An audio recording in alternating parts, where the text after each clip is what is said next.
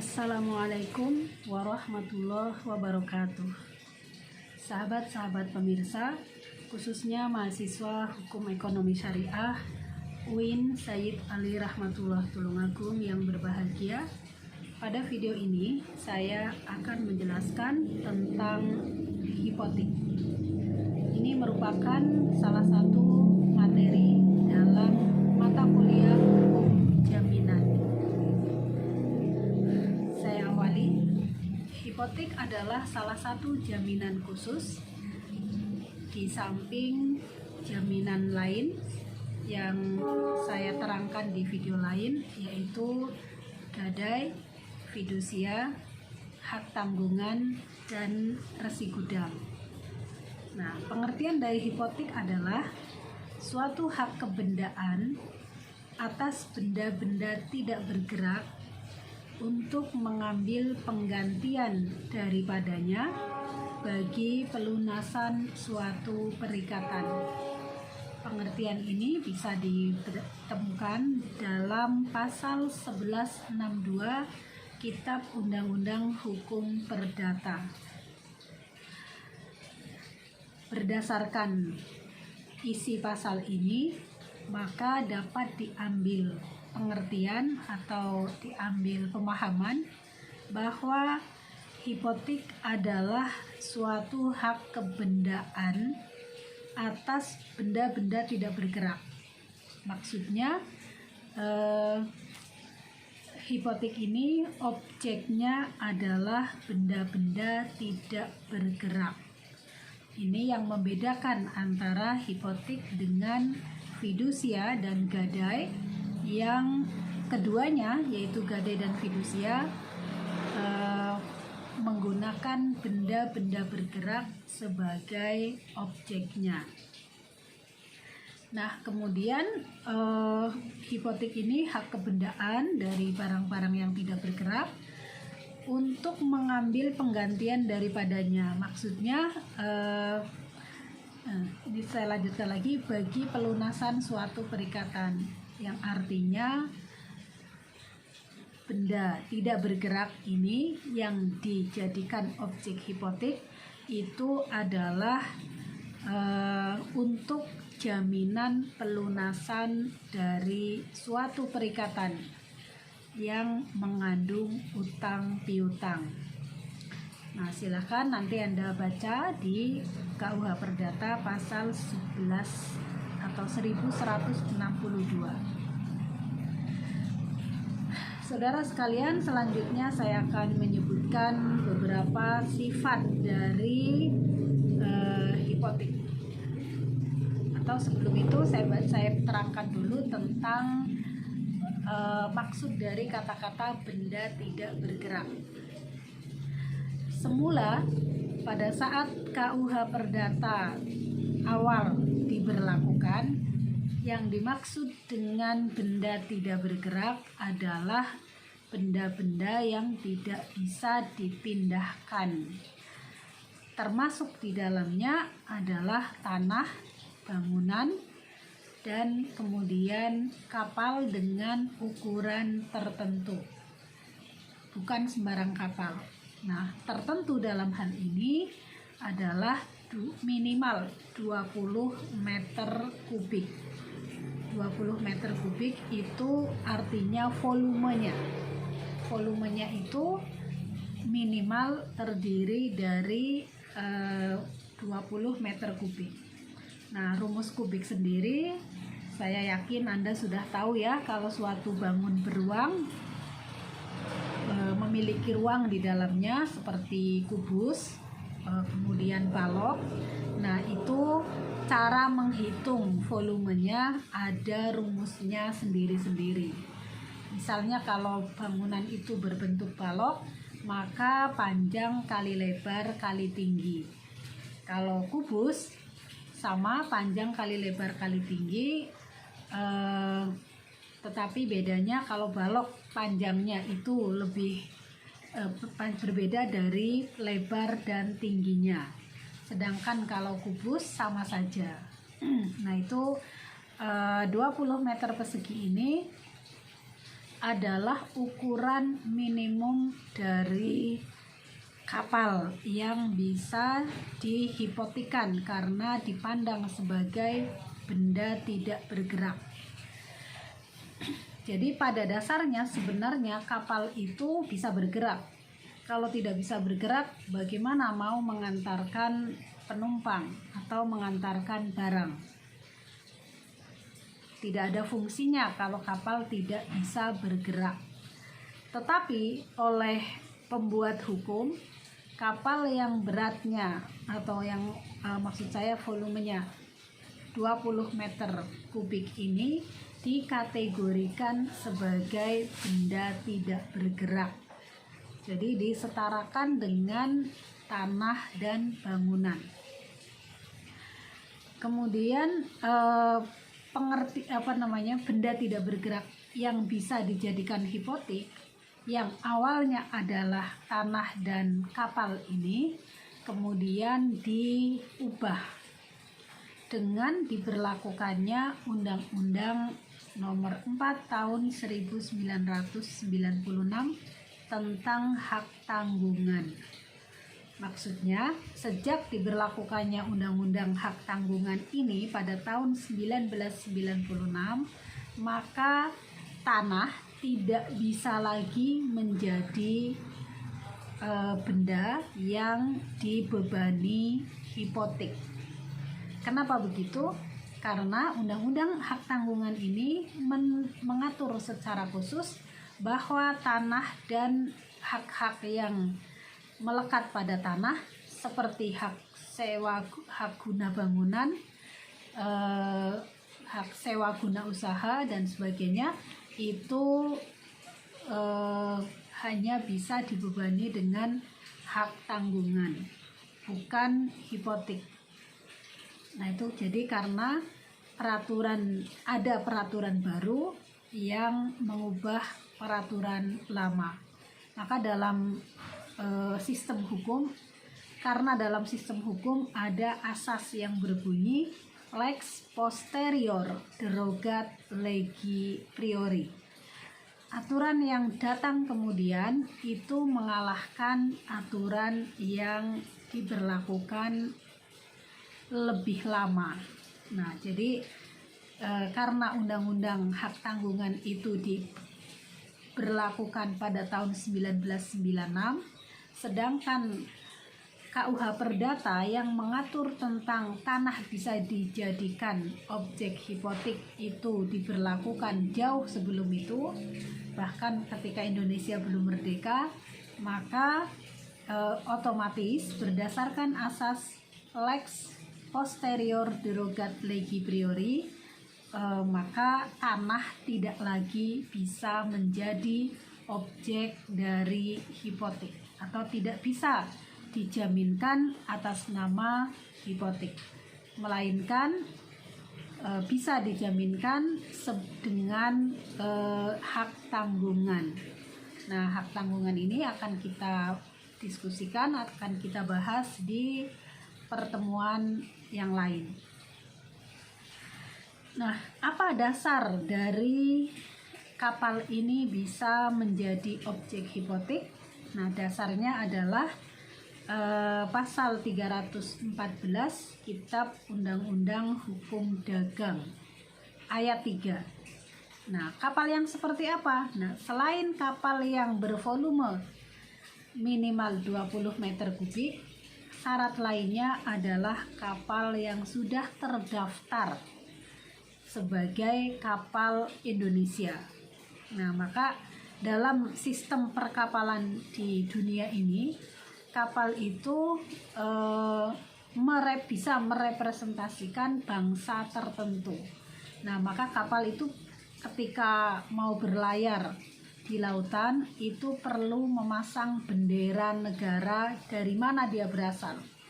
Nah, kapal yang menggunakan bendera Indonesia dan sudah didaftarkan sebagai kapal Indonesia itu memenuhi syarat untuk dijadikan objek hipotek dengan ketentuan tadi volumenya minimal 20 meter kubik. Yang kedua, benda tidak bergerak yang juga bisa dijadikan objek hipotek adalah pesawat terbang atau pesawat udara. Dalam hal ini termasuk juga helikopter. Syaratnya sama, yaitu bervolume minimal 20 meter kubik dan sudah didaftar sebagai pesawat udara berkebangsaan Indonesia. Di mana kita bisa mendapatkan aturan tentang pesawat terbang bisa dijadikan objek hipotek? Di dalam KUH Perdata tidak ada, tidak disebutkan.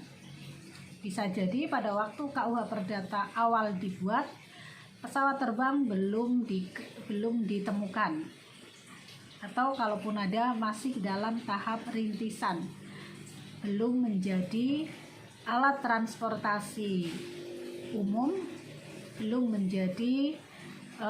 dimiliki oleh masyarakat luas, sehingga belum difikirkan bahwa pesawat udara bisa dijadikan objek hipotek. Kemudian kita bisa melihat pada Undang-Undang tentang Penerbangan tahun 1992 yang di dalamnya mengatur bahwa pesawat udara bisa dijadikan objek hipotek. Nah, tapi undang-undang ini kemudian diperbarui dengan undang-undang yang terbaru tahun 2009 yang sayangnya tidak mengatur lagi kebolehan pesawat udara sebagai objek hipotek. Nah, meskipun demikian, kita bisa melihat pada undang-undang lain, sehingga meskipun dalam undang-undang penerbangan tidak lagi disebutkan, tetapi kita bisa mendapatkan aturannya dari undang-undang lain, yaitu Undang-Undang tentang Jabatan Notaris. Di dalam undang-undang ini disebutkan bahwa notaris berhak atau berwenang membuat akta otentik, salah satunya adalah akta hipotek pesawat terbang atau pesawat udara. Nah, dengan adanya pengaturan di Undang-Undang Jabatan Notaris ini, maka pesawat udara dan helikopter itu diklasifikasikan sebagai benda tidak bergerak yang bisa dibebani dengan jaminan hipotek. Nah, kemudian sifat dari jaminan hipotek ini, pertama, sama dengan fidusia dan gadai, sifatnya adalah perjanjian asesoir. Perjanjian asesoir adalah perjanjian yang merupakan ikutan dari perjanjian pokok, perjanjian susulan. Tidak ada perjanjian hipotek kalau sebelumnya tidak ada perjanjian utang piutang. Nah, maka hipotek itu bisa ada ketika ada dua pihak yang melakukan perjanjian utang piutang, lalu untuk melindungi kreditur dari kemungkinan rugi akibat debitur wan prestasi, dibuatlah akta jaminan hipotek yang objeknya adalah kapal terbang, helikopter, atau kapal laut. Kemudian sifat dari hipotek ini, itu yang kedua, yang tadi adalah perjanjian asesoir atau perjanjian ikutan. Yang kedua adalah droit de suite. Tulisannya droit de suite, nah, tapi bacanya droit de suite. Ini bahasa Prancis. Artinya apa? Artinya melekat kemanapun benda itu bergerak. Jadi kapal itu atau pesawat terbang kalau sudah didaftarkan sebagai jaminan hipotek, maka ketika dia beralih tangan, beralih kepemilikan ke orang lain itu tidak menghilangkan hipoteknya. Jadi misalnya saya sudah membebani kapal saya dengan hipotek lalu saya jual kepada orang lain. Nah, orang lain yang memegang kapal ini, yang memiliki kapal ini itu atau kapal yang sudah beralih ke tangan orang lain ini tetap dilekati dengan jaminan hipotek karena dari awal memang dia sudah didaftarkan. Yang selanjutnya sifat dari hipotek seperti juga gadai dan fidusia adalah droit de préférence, memberikan pemegang hipoteknya memberikan hak kepada penerima hipotek untuk mendapatkan pelunasan terlebih dahulu apabila barang atau objek hipotek ini dilelang. Dalam konteks debitur mengalami wan prestasi, kemudian barangnya di pesawat terbang atau kapalnya itu dilelang. Nah, maka kreditur yang menjadi penerima hipotek itu berhak mendapatkan pelunasan terlebih dahulu dibandingkan dengan kreditur lain yang tidak terdaftar sebagai penerima hipotek. Kemudian asas. Sekarang saya akan menjelaskan asas dari hipotek. Yang pertama adalah asas publisitas. Publis itu artinya pengumuman. Nah, asas publisitas ini bahasa Latin ya. Kalau bahasa Inggris bahasanya publish. Kalau bahasa Latin bisa jadi publicitas gitu. Asas ini mengharuskan bahwa hipotek itu harus didaftarkan. Jadi ini seperti fidusia ya, harus ada proses pendaftaran ke badan yang diberi kewenangan oleh pemerintah untuk menerima pendaftaran.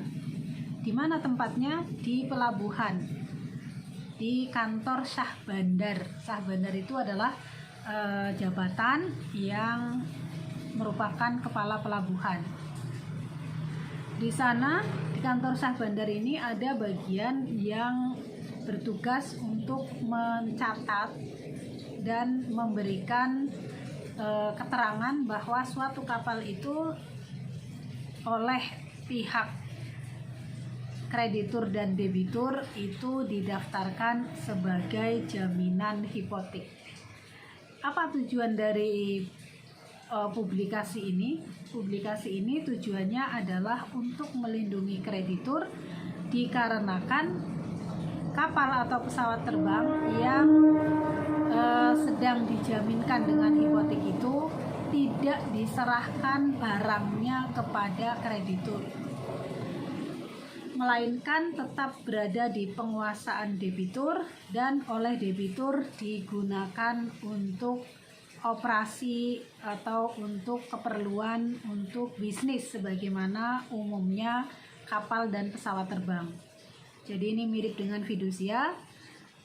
Debitur dapat pinjaman uang, jaminannya adalah barang tidak bergerak berupa kapal atau pesawat terbang, tetapi barang yang dijaminkan itu tidak diserahkan penguasaannya kepada kreditur. Nah, tidak sama dengan gadai. Kalau gadai bendanya ditinggal, ditahan oleh kreditur. Nah, itu kalau kapal tadi pendaftarannya di kantor Syah Bandar. Kalau pesawat terbang tentu saja bukan di pelabuhan laut karena dia bukan melaut ya, melainkan di kantor perhubungan yang di dalamnya mengurus masalah pendaftaran hipotek. Nah, ini yang pertama asasnya publisitas atau asas pengumuman, dipublikasikan biar publik tahu bahwa suatu kapal itu sedang dijaminkan. Maka kalau ada yang mau menjaminkan lagi, nah itu publik tahu juga bahwa kapal ini sedang dijaminkan. Nah itu boleh-boleh saja. Misalnya satu kapal nilai jualnya 10 miliar, dia bisa dipakai untuk jaminan hipotek lebih dari satu kreditur. Misalnya ke kreditur yang pertama dijaminkan utang 1 miliar, ke kreditur kedua 2 miliar, ke kreditur berikutnya 3 miliar. Nah, total 6 miliar dengan kreditur yang berbeda. Nah, ini boleh-boleh saja.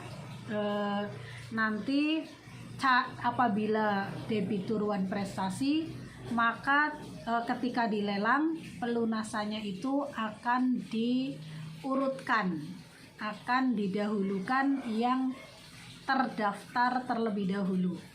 Jadi kalau pendaftarannya yang pertama tahun 2020, yang kedua tahun 2021, yang ketiga tahun 2023, maka cara melunasinya juga sesuai urutan tanggal di daftarnya benda jaminan itu. Yang kedua, asas yang berlaku di dalam hipotek adalah asas spesialitas. Spesial artinya khusus. Yang dimaksud khusus di sini adalah hipotek itu hanya dapat dilaksanakan atas benda-benda tertentu yang ditunjuk secara khusus. Nah, ini beda dengan gadai. Gadai itu tidak ada pembatasan bendanya apa. Boleh mobil, boleh motor, boleh emas, boleh komputer, TV, bebas. Maka di kantor pegadaian, di gudang kantor pegadaian, kita bisa melihat ada bermacam-macam barang yang memiliki nilai jual, kemudian dijadikan jaminan pelunasan gadai, dan itu bebas saja. Yang penting bendanya memiliki nilai jual. Yang penting penerima gadai sepakat dengan benda itu. Nah, fidusia juga begitu. Fidusia itu bisa motor, bisa mobil, bisa mesin, bisa bahkan bisa barang persediaan dagangan. Di kuliah terdahulu saya menerangkan bahwa barang dagangan yang dijadikan objek fidusia itu boleh apabila kalau sudah terjual debitur itu mengganti lagi dengan barang yang sama atau barang yang sejenis. Misalnya TV, kemudian AC, kulkas dan sebagainya, itu boleh. Artinya benda yang dijaminkan untuk fidusia itu tidak disebutkan secara khusus, sehingga di dalamnya tidak berlaku asas spesialitas.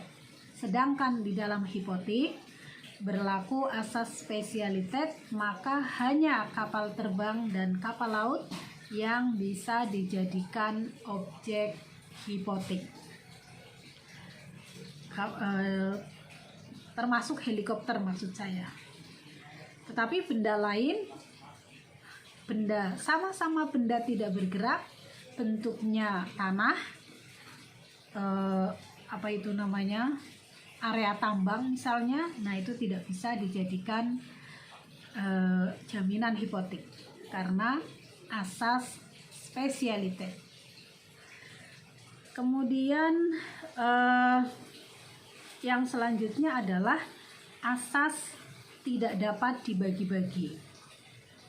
Di dalam pasal 1963 KUH Perdata disebutkan bahwa hipotek tidak bisa dibagi-bagi. Nah, asas ini memiliki pengertian bahwa jika benda yang dibebani hipotek lebih dari satu, maka hipotek tadi tetap membebani masing-masing benda tersebut dalam keseluruhannya. Maksudnya adalah jika benda yang dibebani hipotek lebih dari satu, misalnya saya seorang debitur, punya utang lalu menghipotekan 3 kapal. Saya juragan kapal tapi mau utang begitu ya. Saya punya kapal banyak, nah 3 ini mau dijadikan jaminan utang kepada satu kreditur. Nah, maka 3-tiganya itu tidak bisa dipisah-pisah, melainkan secara keseluruhan 3 buah kapal itu bersama-sama menjadi jaminan bagi utang saya. Kemudian hipotek itu harus dibuat dalam perjanjian tertulis. Perjanjian tertulis dalam hal ini tidak sembarangan perjanjian yang dibuat oleh para pihak, melainkan harus dibuat oleh akta pejabat atau akta otentik. Nah, bisa oleh notaris, kemudian bisa juga oleh pejabat pendaftar dan pejabat pencatat balik nama kapal yang tadi saya sebut di kantor sah bandar. Nah, setelah akta dari pejabat itu diterbitkan, kemudian penerima hipotek atau yang memberi utang atau kreditur itu akan menerima 1 gross akta hipotek yang memiliki kekuatan eksekutorial. Apa yang dimaksud dengan kekuatan eksekutorial? Kekuatan eksekutorial adalah kekuatan yang memberikan kepada kreditur untuk mengeksekusi barang jaminan apabila debitur wan prestasi.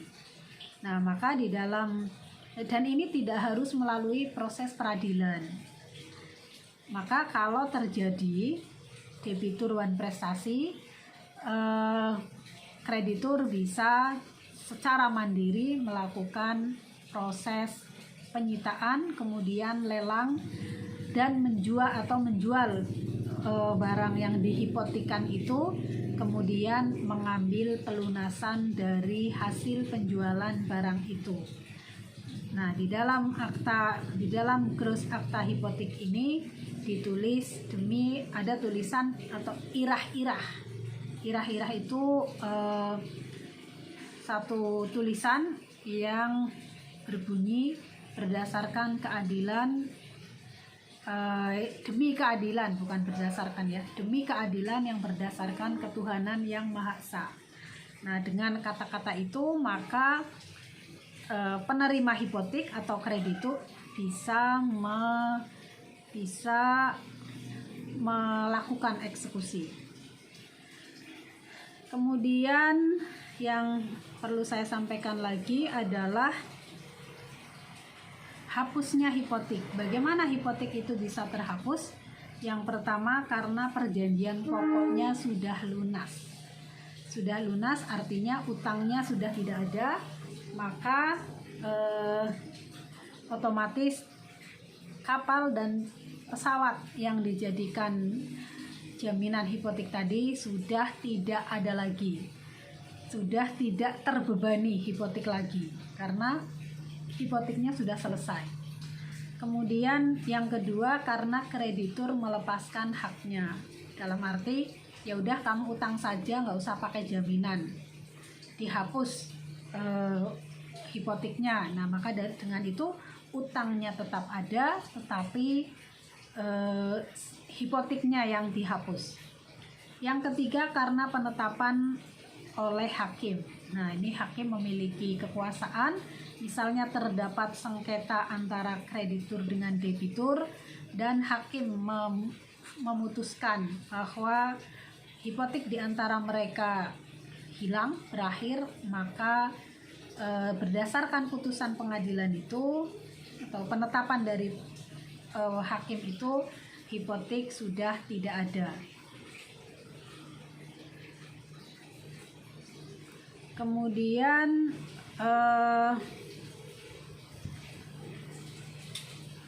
baik, saudara sekalian, waktu presentasi saya sudah habis 30 menit. Demikian materi tentang hipotek yang telah saya sampaikan. Semoga bermanfaat.